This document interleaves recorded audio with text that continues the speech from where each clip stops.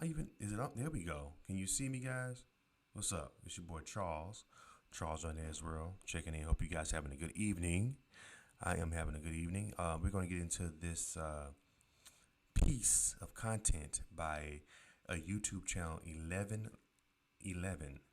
It's spelled 11, and then it's the then it's the number 11. And we're checking out their YouTube channel. Go ahead and subscribe to them. And check, but it's called "What Happens When Rappers Fall Off." Go ahead and hit that thumbs up button, and we're gonna go ahead and get into it.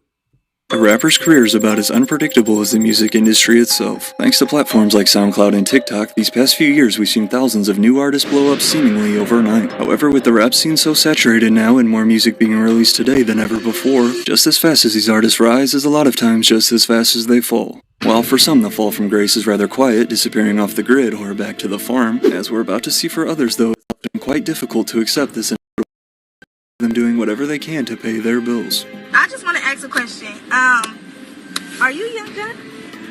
Can you turn around? I mean, I think y'all already put that boy together, yeah. Oh, so you must have fell off or something like. 1111. The nerve of them bitches. You must have fell off or something. That's cold blooded. The nerve of them. That's right direct. That's kind of messed up. Hit the thumbs up button, guys. And shout out to you. I wish you many monies for many moons. Today, you always hear discussion about if a rapper fell off or why a rapper fell off. However, nobody ever talks about what happens after a rapper's career declines and the spotlight fades.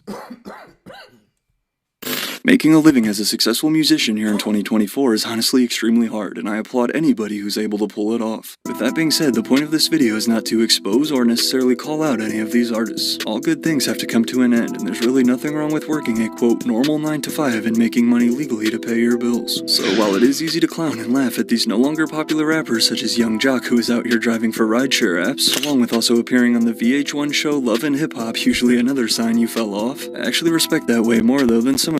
Somebody said that was fake though, like those girls that was all set up. I heard by Young Jock. That's what I heard. These guys like Smoke Burper, YB, and Namir, who as we'll see in a second, have resorted to scamming what little fans they have left. Scammed by YB and Namir for $2,000. He basically agreed like he was gonna pay me my money back. I was be the first one to get my money back once he gets paid or once he gets money in. He was waiting for that, never got no response. So pretty much that's the dud. Like. Charge it to the game. The lavish lifestyle of a famous rapper appears to be he posed a period something. Why he gave him $2,000? Damn.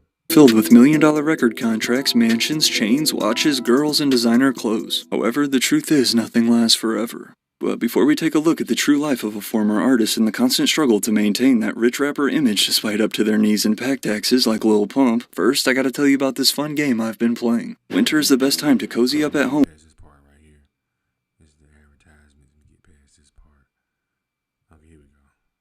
Also receive 2 epic champions only available.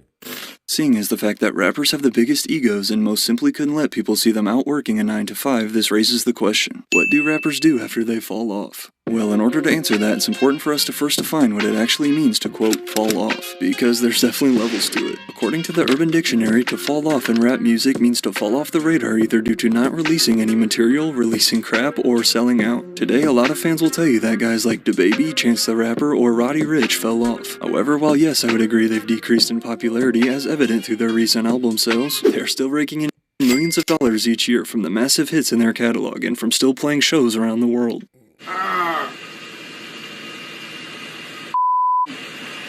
Hey yo, what happened to your leg? I was at the top and I fell off.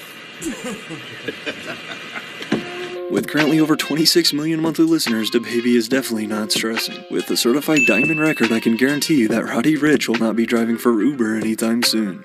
What? Man, so when we talk about feed the streets, this dude got a full diamond fork, knife, and napkin in the fork. The same also goes for an artist like B.O.B., who besides his flat earth theory, no one has honestly heard about in a decade. But yet with smash hits like Airplanes, Headband, Nothing on You, Strange Clouds, and Magic, I can assure you he's doing just fine financially. Soulja Boy, despite his music career in the dumps, is still raking it in from his iconic hits. So that number, it was like a subscription, like, you know what I'm saying? Like you could text it or call it. And you know what I'm saying? So I'm probably making like $100,000 a month off of that, just people calling that number. Even these rappers with only one hit to their name, such as Sheck West or CJ, who I've both already covered, they could literally be set for life off Mo Bamba and Whoop-Dee if they've managed their money well. Those were two massively successful mainstream hits. So while it's not like you'll catch DaBaby out serving chicken at your local fast food spot, you may however spot a much smaller artist such as Icy Twat who is called out for working at Bojangles. Again though, there's nothing wrong with grinding and getting paid, especially when you consider just how little artists actually make from streaming revenue. To give you a better idea, Spotify pays an average of only $0.003 to $0.005 per stream, which while that makes it one of the highest paying streaming platforms, that still isn't even a penny. For example, here's Pro Era member Desi Hines' 2023 Spotify stats. After working closely with Joey Badass in the past, Desi has kinda disappeared these past few years. With a total of 550,000 streams in 2023, if we do the math real quick, that's only about $2,000. Yeah, there's still Apple Music and the other streaming sites too, but I think you get the point. Where artists bring in the biggest percentage of their income is 2,000, that's it? They have really devalued music. $2,000, Jesus, all them streams only 2 G's. That's crazy. through ticket sales and merchandise. But at the same time, if you're a rapper who fell off like Smoke Perp, nobody will want to come to your shows or buy your merch.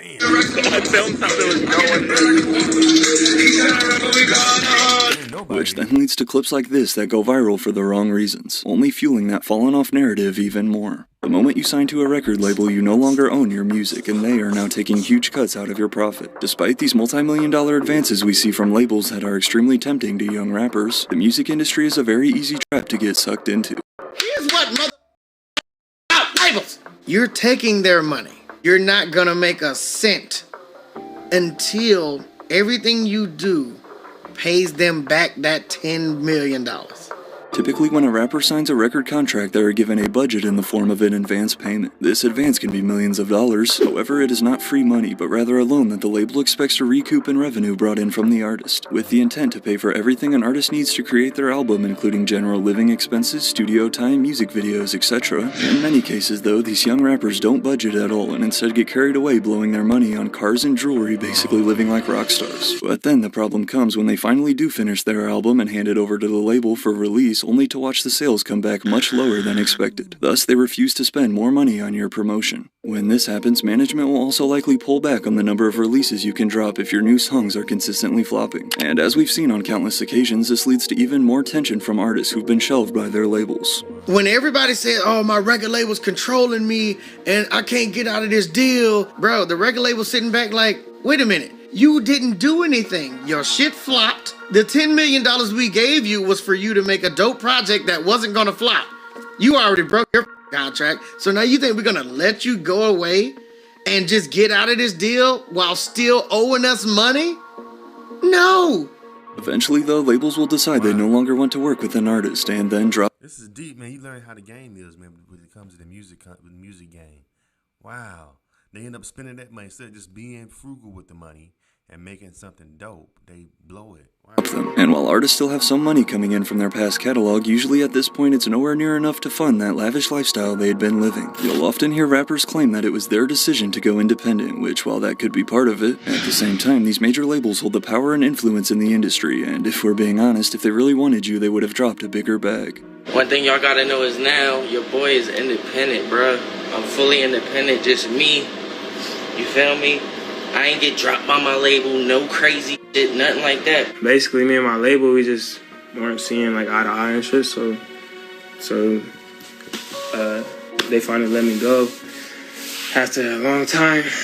Meanwhile, this whole time, all the bills these rappers had been putting off have also been quickly adding up. The rent on their new condo is due, the lease payment for that new sports car, lawyer fees, accountant fees, and then of course we can't forget taxes. Today, given how easy it is to record yourself straight from your bedroom, we've seen thousands of new artists blow up off 1 or 2 songs on SoundCloud or TikTok. However, with the music industry now more saturated than ever, it's time to answer the question, what happens after their 15 minutes of fame is up? There are 2 different routes. Yeah, there's so many artists, there's so many. Because people get their music, you can be a rapper off your computer now. Social media and stuff. You ain't even got, wow. Yeah, there's so many people making music that, and then it's so diluted that, okay, you hot for right now. Okay, fuck you, get out of the way. Who is this person right here? Oh, we like you for a little bit. Fuck you, we tired of you. Go over here to this dude. You know what I'm saying? That's how it is. It's so much being thrown. See, back in the day, we only had a little bit. They give us Dr. Dre, Snoop, and you get Tupac. So you only had 3 that was hot, but you had underground West Coast. But for the most part, it was Dr. Dre, Snoop, Tupac. Then they kind of fell off a little bit. Then Tupac got killed, and then Snoop went to No Limit, and it was about Master P. So you know what I'm saying? They didn't give us too many, so they was able to flourish. A rapper can go and say if true. Give me the thumbs up, buddy, guys. Fallen off. Route 1 is to deny the fact that they fell off and continue with their career as if nothing happened, or Route 2 is to accept that they had a good run and peacefully depart onto something new. Let's start with the first one. While there's nothing wrong with continuing to make music because you simply love making it, and for the fans who still listen, whether that be a million or a few hundred, however, there are a few clear signs that a rapper's career has rapidly declined. Pay all this money to just come here and stand like this. Y'all look weird as shit. Turn the up. You are not too cool to jump.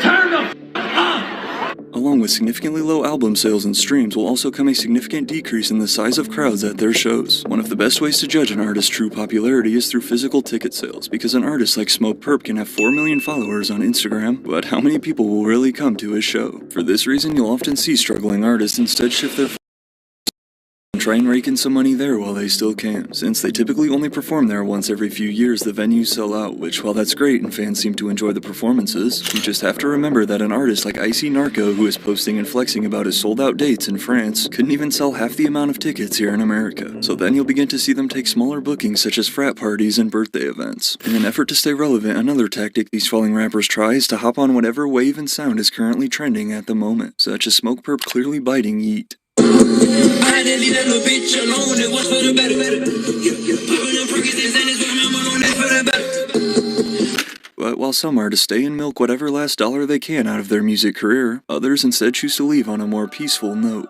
One of the rare cases where a former rapper becomes even more popular in the music space after rapping is Joe Budden, who following a total of 8 albums decided to officially retire in 2018 to focus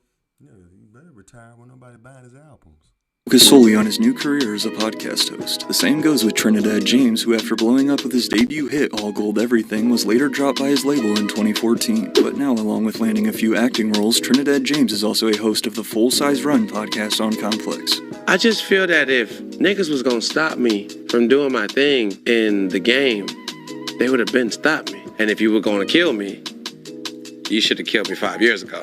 Once one of the hottest rappers out thanks to his smash Billboard #1, This Is Why I'm Hot, following just his second album, Mims chose to put the mic down and move into the technology field. A few years later, launching this new app called Recordgram with the goal to help artists and producers contact each other with no unnecessary middlemen. Along with opening up his own restaurant in Houston and winning the Good Morning America title for Ultimate Burger Spot, former rapper Bun B has also been teaching a hip-hop and religious course at Rice University since 2011. This class, Religion and Hip Hop Culture, to explore the connections between religion and hip-hop in ways that open us to seeing our world differently.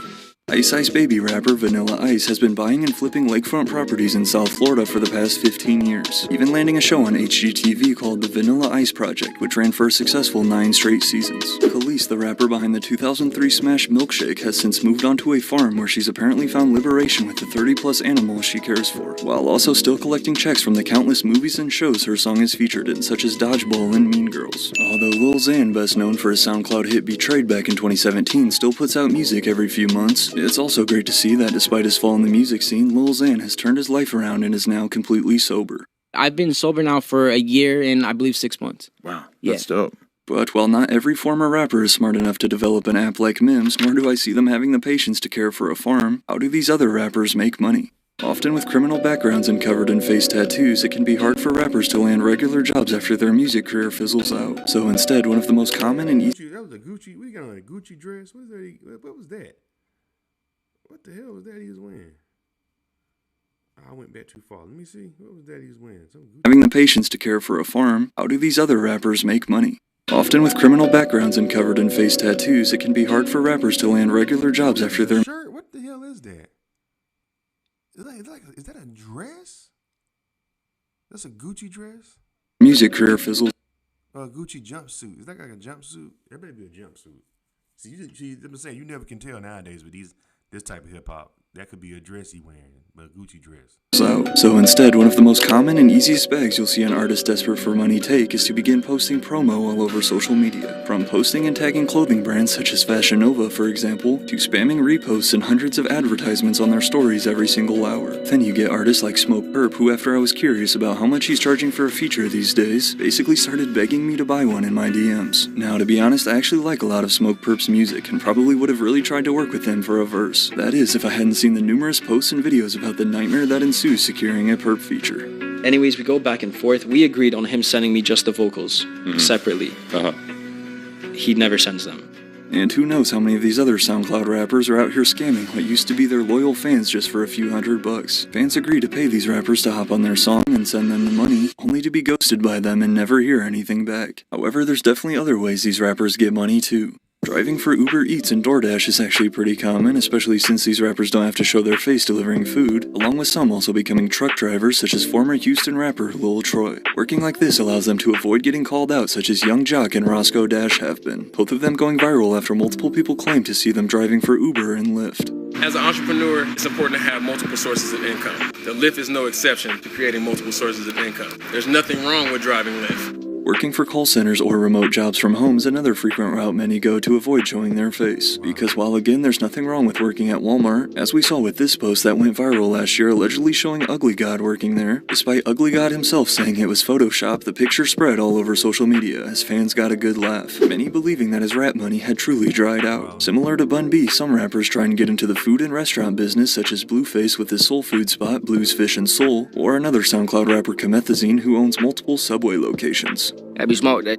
I still got ice and shit, but like, I got a couple businesses already. That's dope. Yeah. Dang, you got 2 Subways already? That's very impressive. And you're 20. Didn't fire nobody.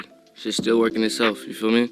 You'll also see some artists go back to college or finish getting their degree online. Some like Designer rent different properties out that they own. Some like Blueface, Lil Pump, or the Island Boys go the OF route. Some like Fetty Wap go back to making money in the streets. Or some continue to work behind the scenes in the industry, ghostwriting or producing. Then you'll get a rare case like T Grizzly, who after beginning to stream on Twitch now claims to make over $200K a month just playing GTA. So what I did was I created a server, a Grand Theft Auto server. I get paid from the server because you got to pay to get in. I stream it on Twitch, right? I get paid from Twitch. I take the Twitch videos that I already streamed, put it on YouTube, get paid from YouTube. It turns to down there $50 a week. But another very common and easy bag a lot of these guys take is signing up for Cameo, the website where you can pay celebrities to send you custom videos. So for example, you could pay Riff Raff $100 to send you a personalized video for any occasion, which I actually went ahead and did, and it's about exactly what I expected. 1111, shout out to you. I wish you many monies for many moons. Dan Tony on the wing. I heard about this is what people could you could pay these celebrities. That's how they tell motherfuckers falling off. You can pay them to give a person a shout out, like on their birthday or something like that, and then you pay them like a certain fee, and they'll hit them. They'll send them a video saying, "Hey, such and such, happy birthday, da da da." You know, and yeah, it's called Cameo. Hit the thumbs up button, y'all. From me and Holly, you know it's all about how you feeling. Because how you feeling, yeah, right, Mama? How you feeling determines how your day's gonna go and how you're gonna be treating others. If you're sleepy, you're gonna be sleepy. Dan Tony, Wangs.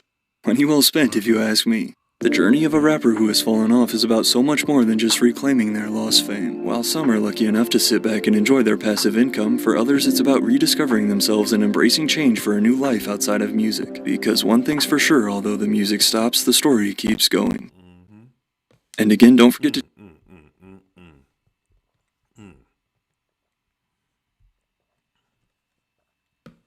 That's crazy, man. Oh, man. That is crazy. Yeah. Shoot, that's why I was, man, shoot, if I was able to be in a position like them and be able to get some money like that, like doing music, I would say, I'm a saver. I'm not in the jury. I do like cars, though. But I'm not really into like expensive cars like Bentleys or Phantoms. You know, although I do like a Lambo. I think a Lambo is the Lambo is the only car that I think I would spend a lot of money on if I had a lot of money. I can't think Ferrari. I'm not really a big fan of Ferrari. Don't like Rolls Royce, Bentleys, Aston Martins. None of those kind of cars. So I'm not really a big jewelry guy. I'm not really into clothes. I'm not really into name brand clothing. You know what I'm saying? Gucci and all that shit. So I probably wouldn't buy I probably wouldn't buy that kind of stuff. So yeah, I'd probably be stacking. I'd probably be saving my money, but hey, music game is a fickle game anyway, man. Young Jock out here driving Uber. That's crazy. Anyway, what y'all think, man? Leave your comments, subscribe to Charles on World. Appreciate it. Hit the thumbs up button.